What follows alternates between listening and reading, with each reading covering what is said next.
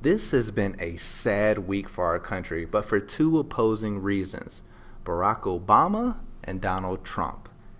As one shows his class in his final days, the other shows his ass in what may very well be his final days, God willing. But we cried during Obama's farewell address. We saw him cry as he watched Michelle cry, as she held Malia while she cried. And as Sasha probably cried watching from home while she should have been studying for that goddamn test. Now it's Showergate and trickle-down economics just got weird.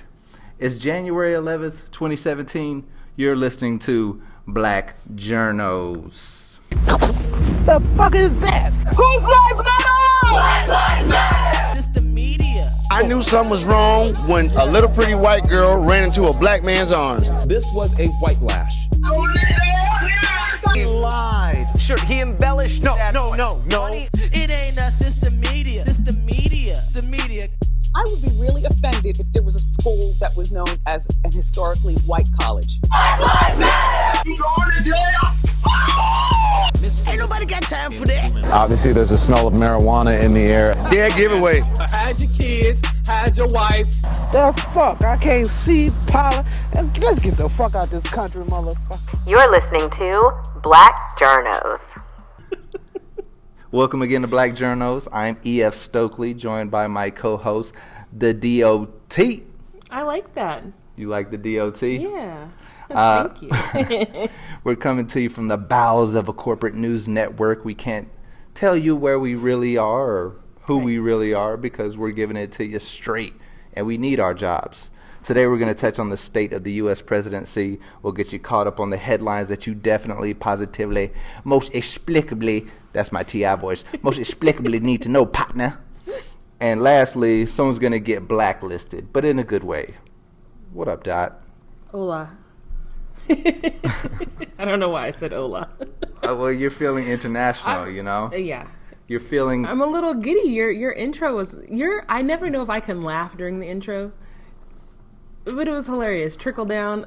Well, you are the co-host, so technically you can do what the F you want to do, you know? All right. That was just funny. That made me giggle. Yeah.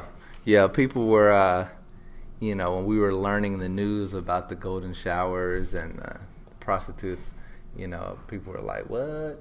So, it was crazy in the newsroom today, but we were having fun.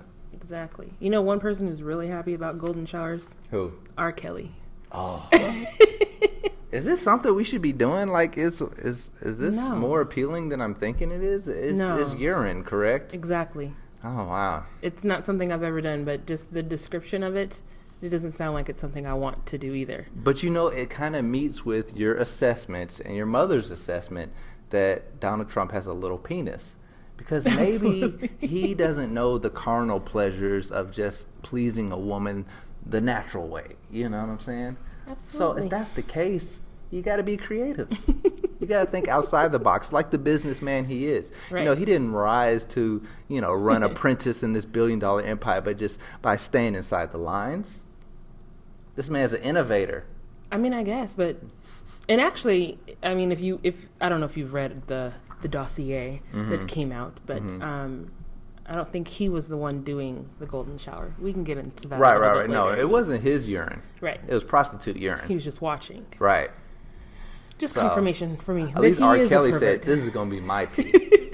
I don't need to pay for a motherfucker's pee. This is mine. I just think R. Kelly is ecstatic now because when you Google that term, and everyone had to Google it. I mean, we know what it is, but people were Googling it, like hashtag golden shower. Right. If I ever get in trouble for what I've Googled, I will blame it on my job. Right. I'm doing this for business reasons. Right. Right. Well. But now when you Google that term, it won't all be linked to him. Mm-hmm. It won't even be the first thing anymore. Nah, so I mean, it's R. the Kelly president. is happy right now. Yeah. No. It's the president-elect. President-elect. I'm sorry. We have 9 days. We can still do this, people. And you know what? Still make this happen. And up until yesterday, I was like, Dot, get over it. The I know. man is going to be the president. You've been telling me that. But and I've now, been holding out hope. Keep hope alive, as my brother Jesse said. But like Jesse and There's you a have small said, glimmer of hope. I don't see him lasting a full 4 terms. There's too much dirt on this guy. Absolutely not. Not only is he just generally a crude and indecent person, but you've got so many improper business deals and so much shady shit going on with Russia. I just don't see how it can last. I don't either. I understood why Obama had to be flawless. We also didn't think this man was going to win the No. That did not surprise me. But I'm talking about just the basic things that you need to do to stay above water. Mm-hmm. The basic, like basically Golden Showergate, Watergate. Like, now that I think about it, it makes me giggle. I can't see how Trump is going to be able to just be a legitimate politician or legit enough to maintain his spot in office. Well, we talk about this a lot at work. I mean, a lot of the things that he's doing or will do, it's not ethical, but it's not illegal. Mm-hmm. And so, I mean, I don't see him lasting 4 years, and definitely not 2 terms. Right. But I mean, you never know. I didn't think this man was going to win the presidency either. So right. Don't trust my word. But yeah, a lot of the things that he's doing, while it may not seem right, it's not illegal. He can appoint his son-in-law to be a senior advisor in his administration. He can give his kids, the business dealings and say that, they're not going to talk to me about it. Of course they're going to talk to you about it. But even that, is that even plausible? Like, would that hold up in a court of law that my kids, they're just not going to talk to me? When you can prove that he's talked to them about business intimately every week for, let's say, the past 15 years. I mean, the only thing we can do is take this man at his word, which means nothing at this point. Which means nothing. And I'm just saying, like, I'm not even trying to argue whether or not he's a good person. I mean, we know that, but I'm just saying, at what point is what he's doing, we need a prosecutor. We need, like, a Joey Jackson up in here. We need a special prosecutor. Yeah, to let us know at what point he could really get impeached.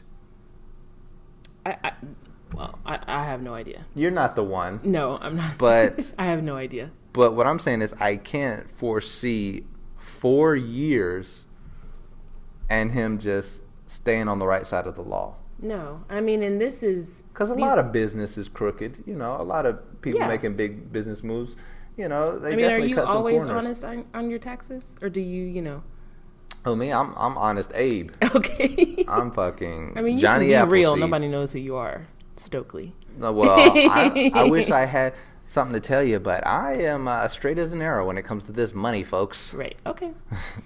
A lot of people aren't.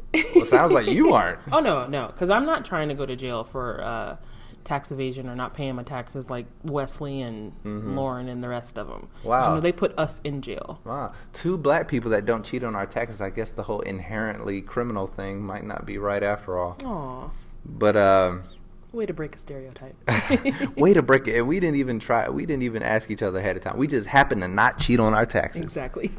But that does remind me. I remember once one of my friends, his brother owed me some money, and he asked me. He was like, "Hey, you got your taxes done already?" He was like, "I could do them for you. I could hook you up." I was like, "No."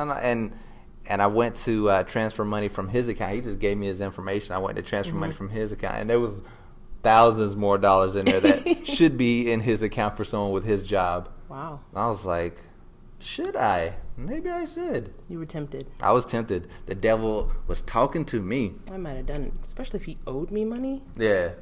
Well, he just owed me, like, something for like a few bucks for going out, or like comping him for some tickets or something crazy like that. But then I saw like stacks on stacks on stacks. Right. I was like, taxes on taxes on taxes. But no, I feel like that's the way that they can always get you. If you're out of bounds, they look at your taxes. Oh, absolutely. So it's just interesting you mentioned that, because Trump said today that he is still not going to release his taxes because he's still under audit. And here's my thing. I wish he had done this when the whole tax thing came out initially, that Obama had contacted the IRS. I don't know if he has the power to do this, and just say, I need every available person on this audit. I know he'll come up with another excuse as to why he wouldn't release his taxes, but I need every single person to get this damn audit done before I'm out of office. And now it's just not going to happen. We're never going to see this man's taxes and know whether or not, where his business dealings are. If he is as charitable as he claims that he is, we know that he isn't. But I just wish that had been done before Obama left office. Like, I don't know how long this damn audit, it's at least been going on for 2 years. I just wish that had been done. It was just interesting that he mentioned that today in the press conference. Well, speaking of press conference, we'll get to the press conference, but do you got some details for me on what the golden showers are all about? I mean, let's get into the nitty-gritty. Dot, tell the people everything that you know, just in case they don't. Okay, so BuzzFeed released this dossier that apparently came from a British spy, and it claims that Trump and his team accepted intelligence from the Kremlin, including information on his political and Democratic rivals, and has been doing so for at least. At one point it said 5 years, another point it said 8 years. Why 5 years? Let's say 5 years. Well, I mean, when did he start running? I guess it was only 2.5. Right. But why I don't know. Need it for 5 years? The whole birther thing came out quite some time ago, so maybe that has something to do with it. It's a lot of mumbo jumbo, but the parts that were highlighted were all of these activities that essentially the Kremlin has video, audio of Trump and a lot of perverted sexual acts that were arranged and monitored by the Russians. And so they can essentially have control over him if you believe that any of this stuff is true, and can get him to do basically whatever they want. And one of the biggest things that came out of it was that Trump booked a room, not just any room, the presidential suite at the Ritz-Carlton in Moscow. He rented this room because the Obamas had stayed there. He apparently hates the Obamas, and he needed to defile the bed that the Obamas had stayed in. So he hired a bunch of prostitutes, and they performed this golden shower. I don't know what that means, though, if that they're just peeing on each other, I guess. I don't know. It didn't go into detail about it. At least multiple but we know that's what a peeing on the bed. Right. That the so Obamas he wasn't essentially once laid their heads upon. Participating in it, but he was watching. And they apparently have all of this recorded and, have the audio and video. Now, let me just point out a clown dick moment. Now, how in the world, you as an American, or just any fucking buddy, think you can go into state-run Russia? That's, oh my God, and book anything, exact same thing, and not think that you're under surveillance. Exactly. If I go into an Apple store in Russia, I'm just assuming they have Apple stores in every part of this world. But if I go into an Apple store, I'm gonna just assume that they're watching me. Right. It's Russia. So you feel like they're watching you, and not to say that you're not important, but if you were on the level of someone like Trump, I'm not important. You are important. To my family, but yes. Well, what I'm saying is, if you feel like if I go to Russia, like I'm an American, they're watching me. I don't know why they're watching me, but they're watching me. Because you're an American, they will be watching you. So they're definitely watching you. If you're a businessman that you've been maybe possibly having some dealings with, some business dealings. There's lots of reports on them offering him to do business with him, but for whatever reason, he's always denied. He actually does deny doing any kind of business with Russia, and the report says the same. But if you know this, how could you not think like, hey, that event probably has a camera in it. That clock and that little red circle, that's probably a camera. The KGB, I don't even know if that even exists anymore, but they're watching me. Right. I don't know. I mean, but this guy's not so smart. He really isn't. But he's our next president. He is. God love him. Go Your Trump. next president. Your next president, too. I can't. For at least a year. And then they're going to catch him doing some crazy shit with his taxes. Hey, so we have a, I guess, not a bet, but we put out how many people we think are going to be in the inauguration. Mm-hmm. So should we do the same for Trump's presidency? Right. Like, how long do you think Trump will be in office before he gets impeached? I say, now are we talking about initially being brought up? Yeah, let's just say charges? Initially being brought up on charges, because we know the impeachment process can probably take a year or right, so. Right, so let's just say okay, brought up so on I'll charges. How long before Trump is arrested and brought up on charges for something he did wrong? I'll say a year and a half. Dang it, that's what I was gonna say. And really, that's long. I'm thinking That it's is more long. like 8 months. So which one? Fuck it, put me down for 8. 8 months. All right. Book 'em, Dano. All right, I'm at 8 months. 8 months. I'm gonna go 9. Oh, look at you. Price is right. Exactly. All right, 8 months for me, and I can't go over. Right. Once it hits 9 months, I've lost. We'll find out in a couple days who won based on the inauguration attendance. Right, and what were the numbers that we bet for the inauguration? You said 100,000. I said 100,000 I said because I wanted to go 400,000. low, and you said 400,000. Which is probably too generous. Right. But you never know. And we're not counting the women's march. Oh no, absolutely because that's not. going to be going on. But that's also the next day. Okay. It's not the same day. So. Okay. All right, I got you. They was like, we don't want to pretend we're supporting that fool either. Exactly. I'm ready. I feel like I'm a win-win-win. Like T-Pain. Speaking of the inauguration, I got an interesting private message from someone. This meme that's going around that says, Trump is really into ratings and, make sure you don't watch the inauguration. Mm-hmm. Don't turn on your TV. And you said you weren't. No, I'm not. I can't. Like, I can't. It's too juicy. I can't. I know. Just That's the watch thing. it. That's the thing. We can watch it on the internet the next day, and he won't get those ratings. I almost want to watch it while it's happening, though. Right. But that'd be a way to still see what's going on and not give him those TV ratings that he craves so much. No, but ratings are good for 3 days. So the inauguration's on Friday, so I'd have to wait till like Monday or Tuesday. I can't wait that long. There'll be a YouTube link. Yeah, something. Exactly. Right. I'm not giving that man my views. Well, I don't know. But at least we know the Clintons will be there. Don't you want to see Hillary's face? Don't you want to see Bill's face? I can't Don't you want believe to see she agreed to go. Bill look at Melania out the side of his eye? What's up, darling? You look great in your Alexander that's McQueen. good. That's a good impression. Oh, yeah. Talented man. I'm but hoping yeah, she sits there. I don't know if you've ever seen the picture she's of her gonna where have glasses on. like on her phone. I hope she's just sitting there on her phone the whole time. I know she won't. I just need her to be petty for like an hour. Right.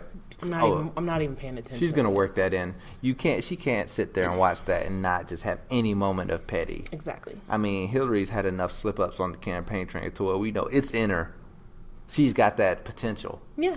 So, but yeah, Jimmy Carter will be there. I don't even want to talk about it anymore because now I'm like, ooh, I should watch. George W. will be there. Laura will be there. What we were trying to figure out at work is Old, will the Obamas super old be there? Bush won't be there. No. What is he, in his 90s? So, will the Obamas be there? What do you mean, like do Michelle? they attend the inauguration, or are they separate? I think they have to. I don't they remember fly the in Bushes. At the end? Don't they fly in at the end? Yeah, I remember that with Bush. Right. On Marine One. Right. They fly in. Oh. They give each other a high five, then they fly off, right? Isn't that how it goes? I guess. I don't know. I followed the You're first. going to have to tell me because I'm not going to watch. Okay. I'll I'm give going to like be in my a, black, like everyone said, we're black that day because we're all in mourning. You black people. Y'all are so dramatic. We really are. We're so extra. I know, I love it. We should. I love black people.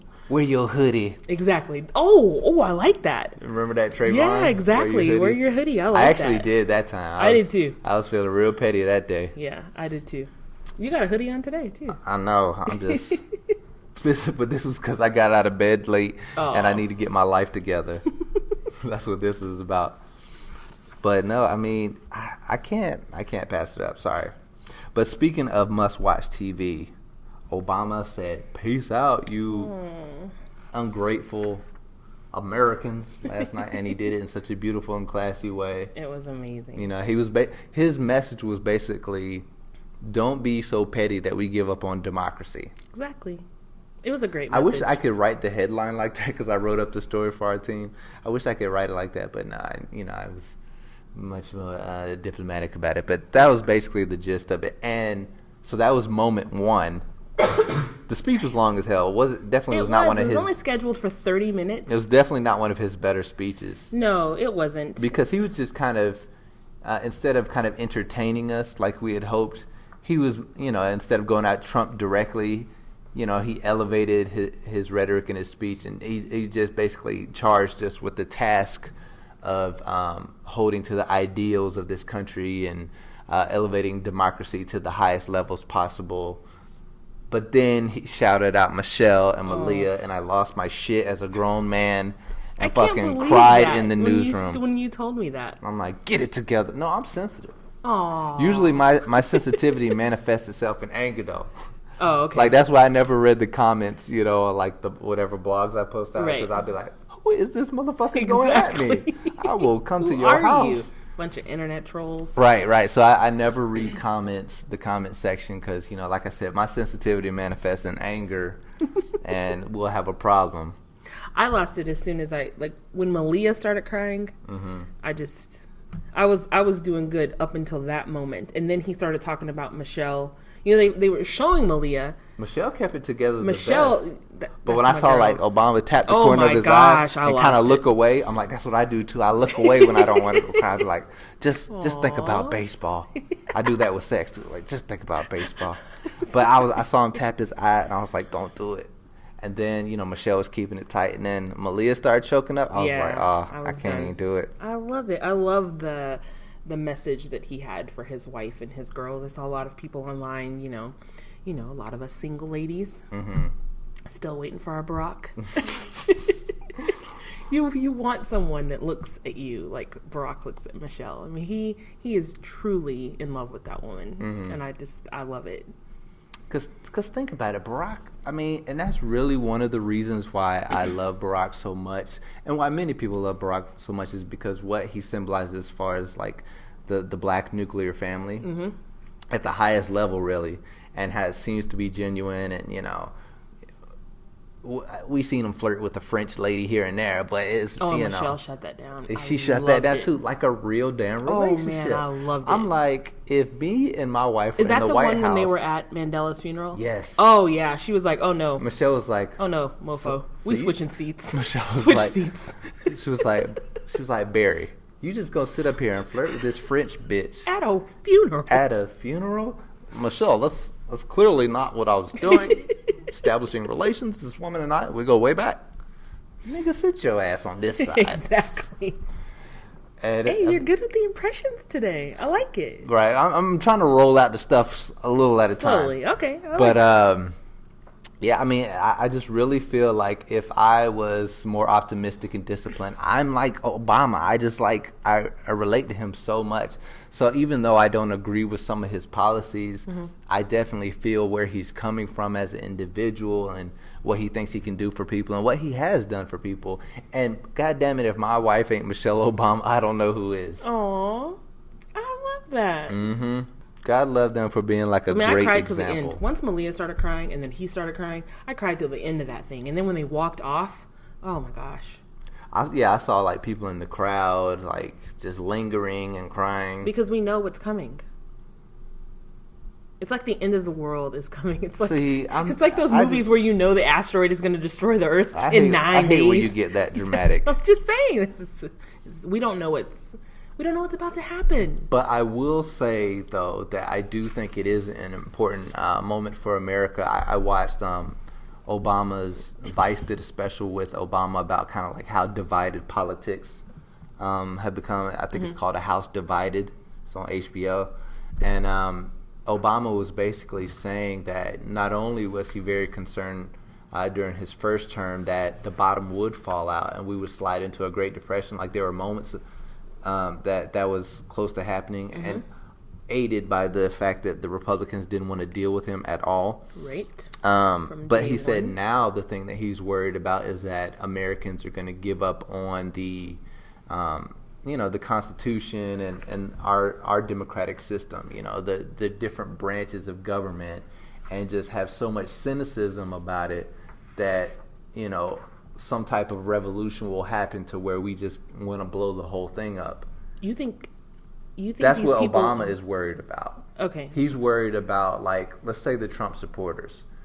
Those people are never going to give up on the Constitution. 47 million because of the gun thing, right? Right. But certain parts of it, like for example, the Tea Party is a good example of this, to where John Boehner was working for a lot of the same things that the Tea Party was working for, but they wanted him just not to work with Obama at all. So he was having like side meetings with Obama, trying to actually physically get shit done. But they were like hardline, no, we don't even want you dealing with him. So now you have Mitch McConnell, who's basically like, we're not even gonna take your Supreme Court appointee. We're not dealing with you at all. And that's what, basically the politics have come to, and that's what Obama fears will be the legacy of not his administration, but where we're going. Going forward. So, which is why he made his farewell speech about sticking to democracy and working through our differences, which with Trump in office, it might be hard to achieve that. One thing I noted from something I read, it said confidence in the American experiment. So the democratic, our system of democracy, right? The executive branch, the legislative branch, the judicial branch. He doesn't want those checks and balances to go out the way, and basically he doesn't want those bodies of government, which is really what's happening, to not work together, because that's really what's going on. Like the gains he's had to go around the legislative branch. Something else I noted was, it says he warns in the wake of a toxic presidential election that economic inequality, racism, and closed-mindedness threaten to shred the nation's democratic fabric, which is essentially what you just said. So. Now, let me ask you, speaking of racism, Obama's good about kind of sliding in what white people need to do. What do you think about that? Like, he said, black people, this is what we need to do. Yeah, I must have tuned out on the white people part, because I really was focused on what it is he was saying that we need to do. Did I miss the white people part? The white people part, I wish I had like a printout of the speech right in front of me, but so black people was like, look, let's, also try to empathize with other people and see where they're coming from, and realize that these white people with all these advantages still are probably going through some things. And then he said to black people, and then he said, white people, you need to understand that I think it was like slavery still, and segregation still has, it didn't end in the 60s. Right. So, I'm not do sure you think that I was enough for necessarily you? agree with the black people part. I'm not trying to be empathetic to white people when you have all of the advantages. Look at you, Huey Newton. Raising my fist like Dot Newton over Angela here. Davis. I got my big hair today. So. So and I just watched 13th, so I'm feeling a little. Oh, I finally watched it. Okay, so you feeling like because you're saying he's telling us to think about what it is. What it is they're going through? Right. What is it that you're going through that we should be empathetic For example, the Rust Belt. A lot of these rural people, a lot of these factory workers, a lot of these blue-collar white folks are losing their jobs. And they're like, damn, the black man is having a fucking year. He's having a good 5 years. He's having a great 8 years. What about me? So that's what Obama is saying. He's like, understand that there's other people out there that's wondering, what about them? White people specifically. And try to be empathetic to them on just like a human level. Like, they're going through shit, you're going through shit. Right. Yeah, I'm not feeling that. You know? No, I'm still not feeling it. But and here's the reason why. Hold on, Doc. Because when I've been laid off from a human. Right. I've been laid off twice from my job. I didn't blame the government. I didn't blame you did blame white people though, right? No, I didn't blame anybody. It was it was my fault. No, it wasn't my fault either. It was, company was reshifting, reorganizing. They needed to lay some people off, and twice I got caught up in that. I didn't blame the government. I didn't blame the president at the time. It was Bush. I didn't blame Bush. I went and I worked and I figured out, all right, I'm going to go and get this other job. And I think a lot of times, white people, they need to kind of, at this point, take their own advice. They're always telling black people, pull yourself up by your bootstraps and stop depending on the government and go and get a job. Well, that's exactly what the fuck you need to do. Ooh, you serving them today, Doc. So, you want to sit here and you want to blame the government, and you want to blame Obama because the coal industry is left? Well, go back to school and get some education and figure out how to work the machine that's now getting the coal out of the mine instead of the human that is. That's my thing. So you're saying that white people... I'm not feeling sorry. I don't... Right.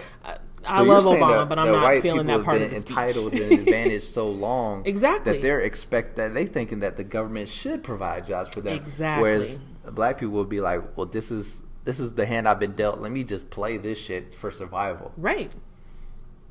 Do what we've been doing all this time. Take note. Tables have been turned. Take note. How's that shit feel? Oh, and they don't like it. That's the problem. Like it. That's why Trump was elected, because of people like you. Right. Turning the tables on the good white man. And my kids' faults because, we have education, good jobs. Exactly. Now they have to work harder. Shit just got real. Yeah. Welcome to our world. Welcome to our world. I don't know. But I do see Obama's fear that type of feeling and that type of political discourse that inevitably plays itself out on Facebook. Mm-hmm. You're not talking to a white man and saying that shit. No. You're not talking to Joe the plumber saying this, and y'all aren't working it out at a table like us right now. Right. You're putting your shit on Facebook. He's putting his shit on Facebook. He's putting evil emojis on yours. You're blocking him on Facebook, and it's just getting nasty. And the conversation ends. Mm-hmm. And the conversation ends. And that was one of the things he addressed in his speech. Right. So all of that is undermining democracy in his view, and elevating someone like Trump. All right, I can see what he's saying. So what he's saying is, it's okay to feel that way, but go out and tell that man to his face. Are you going to tell Joe the plumber to his face? Well, you know what? The next time I'm in West Virginia, I'll do that. How about that? Right. The next time Joe the plumber pops up at 255 in Atlanta. Exactly. We'll have a conversation. I'll buy him a drink. Yeah, that's going to be tough. It is.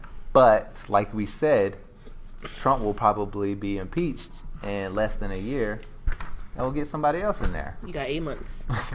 you got 8 months. Tea Party crazies. Here's the thing, though. Are we cool with who the backup is? No, because the thing is, Trump is the lightning. No, he's the thunder, but he's not the lightning. Right. So he's making all the noise, but the guys that will burn you are Mitch McConnell, Paul Ryan, and Mike Pence working as that little, Knights of the Round Table. Right. So King Arthur's getting all this hype, showing off his little pecker sword, But these are the guys that are making moves. These are the guys that are saying, "Hey, you should put this CEO in your administration. You should put this corporate guy in your administration." I've never seen an administration like this in recent years, where it's like people with any lack of government experience, but they got a ton of corporate experience. Yeah, I mean, he's lining his cabinet with people that are just like him. Like we've always said, corporate America. We've always said that corporate interests has run this country, but now it's not even like behind closed doors. It's in your face. Mm-hmm. So much for draining the swamp. So to me, this is what I'm afraid of. I'm not afraid of Trump representing me. I don't think he represents me, but I am more afraid of like the corporate, corporate America is really fleecing anyone who's not making $250,000 a year. Sounds about right. Like it almost sounds like we're going back to like the Reagan era. I mean, it could get worse. I mean, you're talking about deregulation on probably a scale that we've never seen. Mm-hmm. You're talking about Obamacare. It's gone. I mean, I hope you got your health right. I hope you got your teeth right, because it's gone. Yeah. I mean, so which is scary. And there was a really interesting article the other day, and I didn't think about it, but it talked about how Obamacare, if they repeal it, and he said today that they're repealing and replacing Obamacare. Mm-hmm. It affects everyone, and I didn't realize how it would affect me because I have insurance through my employer. But it talked about, they repeal it, and Medicaid's going to go up. All the incentives that they gave out, all those are going to go away, and it's essentially going to affect your paycheck. Mm-hmm. $350 billion is what it's going to cost over 10 years to repeal Obamacare. There's no way that's not going to affect our checks. Right. So now you know me. I'm not a fan of Obamacare. I know. Our premiums have definitely risen, and the whole pre-existing condition things it kind of goes against the notion of insurance. Mm-hmm. Like insurance is money in case shit happens. So if you walk into the situation with some shit happening to you, of course you're not going to get insurance. That goes against the concept of insurance. But I understand Obama's, damn, I don't want to sound like crazy, but he got a little socialist leanings to him. That's cool. I mean, but, it works for I think other financially, countries. No, I don't think it does. I think you think about like a lot of these countries in Europe that do take care of these people, that they're people in that way. They A, don't have this gigantic military that they're funding, or B, their economy is tanking. Mm-hmm. When you think about America, you got to keep in mind we are we are paying trillions of dollars for a military. That we should. I mean, it shouldn't cost that much money, though. But I mean, but he's talking about making the military bigger. That's what like you're not. We don't need a bigger military. We're a military country. We're a military power. So our guns ain't going nowhere, and our military ain't going nowhere. If you're being realistic, like if you want to be kumbaya and believe that we can just kind of change the whole fabric of American culture, well, good luck to you. But we are not getting rid of our military. It is our biggest expense, and it is who we are. So if you say other countries do this, you gotta. It's the same as when I take you to task for saying other races do this. Black people, It's like it's a different set of circumstances. It is. But we were born from different. There's also so much money that, health insurance could be free, education could be free if we weren't subsidizing Israel and all these other countries. Like, we're giving billions of dollars to Israel right now, and Netanyahu doesn't want to have shit to do with Obama in the U.S. This is a great moment for Black journalists, because moments like this you will never hear in corporate news. No one will ever call out Israel because they won't. We fucking work for.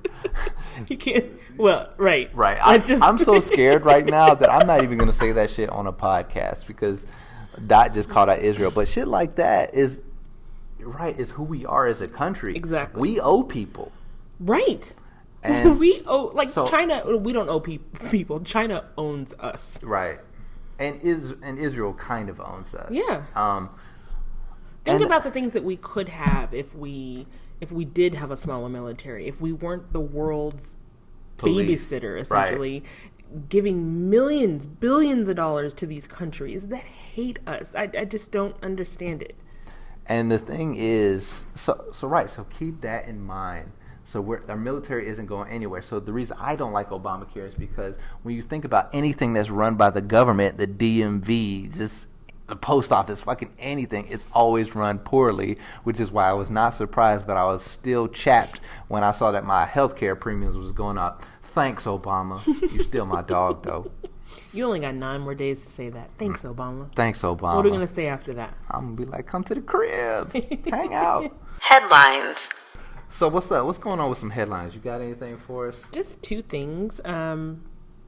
So a judge in Charleston formally sentenced Dylan Ruth to death. Good riddance. Good riddance. Well deserved. For those that don't know, he's the one who killed 9 people at a church in Charleston in 2015. Now, are you one of those people that are like, but it's going to take forever for him to be killed and it's going to be millions of dollars? Or are you like, look, he got what he deserved. He's got the sentence. Good. I don't believe in the death penalty. Oh. But I think there are exceptions, and Dylan Roof definitely fits the exception. I mean, this is someone who went into a church, prayed with some people, or, watched as some people had, Bible study or whatever it was for 40 minutes. And then I think they said each victim had between 7 to 10 shots each. Okay. How you doing? Well, that's cool. We almost had someone joining us here on Black Journos. Okay, what else you got? Golden Globes recap. Golden Globes. So yeah, it was black, y'all. It was black AF. Did you watch it? I watched it because I was excited about the people that were nominated and what was happening. And for the first time, it felt inclusive. I saw black people, I saw brown people, our usual white people. But I enjoyed it. So have you seen La La Land? No. I don't care about it, but it won. I hate every musicals. single. I do too. I'm not a big fan. It was nominated for 7 and it won 7. But what we really care about is, first off, your boy Donald Glover. Yes. Atlanta won for Best TV Series, Comedy or Musical, and he won for Best Actor for a comedy. And he shouted out Atlanta rap group Migos on stage. It was amazing. The blackest fucking thing of 2017 so far. The silence from the audience, though. There were maybe about 5 people who Jake knew Gyllenhaal's what he was talking about. Jake Gyllenhaal's face made my night. He's like, I didn't know where he was going. He says the Migos, and he's like, not for being on the show, but for making Bad and Bougie. It was just. And then later on, when a reporter followed up and asked him about it, he was like, it's a great song to have sex to. Did he say that? Yeah, yeah. I missed that part. He said that they were like the Beatles, which I don't know about that, Broham, Yeah, but that's a strong.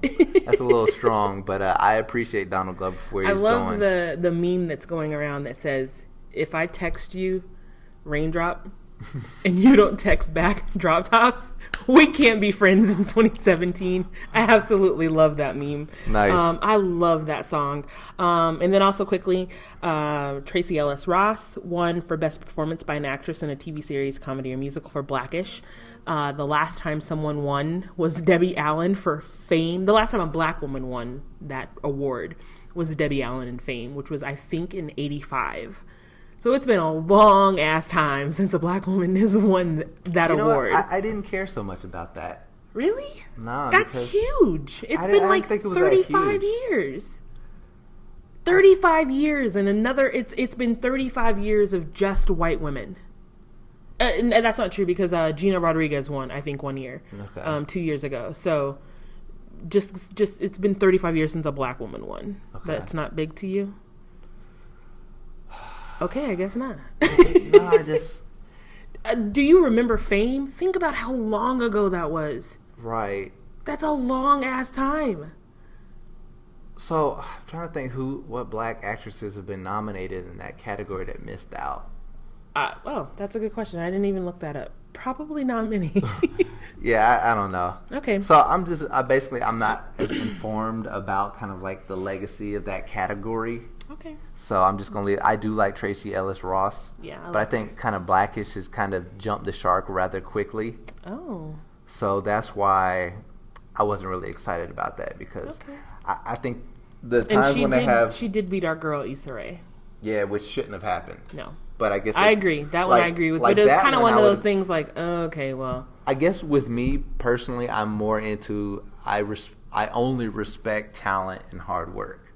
So I don't really care. What does that mean for Tracee? Well, I feel like Issa Rae's show was better. Okay. I felt like it was more important. I felt like it was more cutting edge, and I felt like it was funnier.